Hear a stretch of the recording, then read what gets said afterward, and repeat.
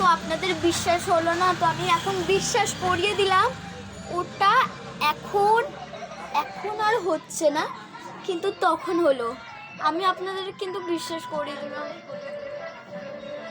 সত্যি বলছি গাইস, আমার এত দিল মানে আমার বুকটা এত ধকবক ধকবক ধকবক ধকবক করছে, আমি বুঝতে পারছি না কি করে সব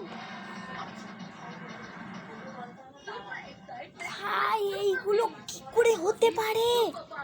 লাইট ব্লিঙ্কিং কি করে হতে পারে আমি বুঝতে পারছি না।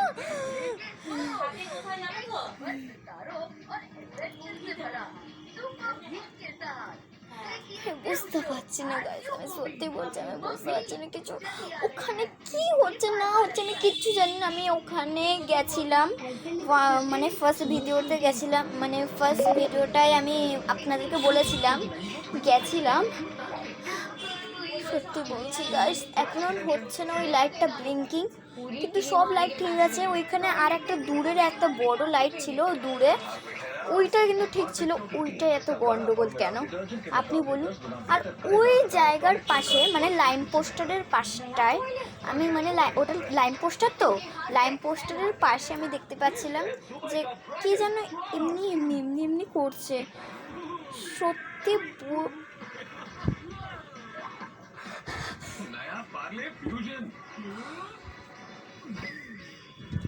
इसमें है दो गजब फ्लेवर, टेस्ट इतना ग्रेट, मुंह से ना होगा वेट। সত্যি বলছি গাইস, আমি সত্যি বলছি, আমাকে এখন শ্বাস নিতে হচ্ছে বড় বড় করে।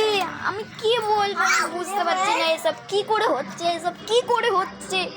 আমি এক্ষুনি দেখলাম এখানে কেউ একজন বসে আছে, এই ছাদটায়, এই ছাদটায় কেউ একজন বসে আছে। আর ওখানে আমি দেখছি যেন এমনি এমনি মাথা হেলাচ্ছে আর লাইটটা ব্লিঙ্কিং করছে। আমি বুঝতে পারছি না গাইস, আমি কি করে বলছি, আমি কি করব এখন, আমি কি করব বলুন গাইস, কি করব।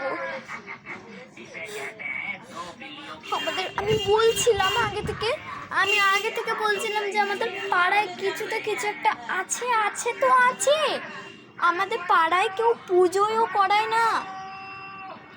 তো আমি আপনাদের ফোর্থ এপিসোডে দেখাবো যে আরও কি কি হচ্ছে ঝড়ের মধ্যে, ভূতের কাণ্ড কি কি হচ্ছে। টাটা।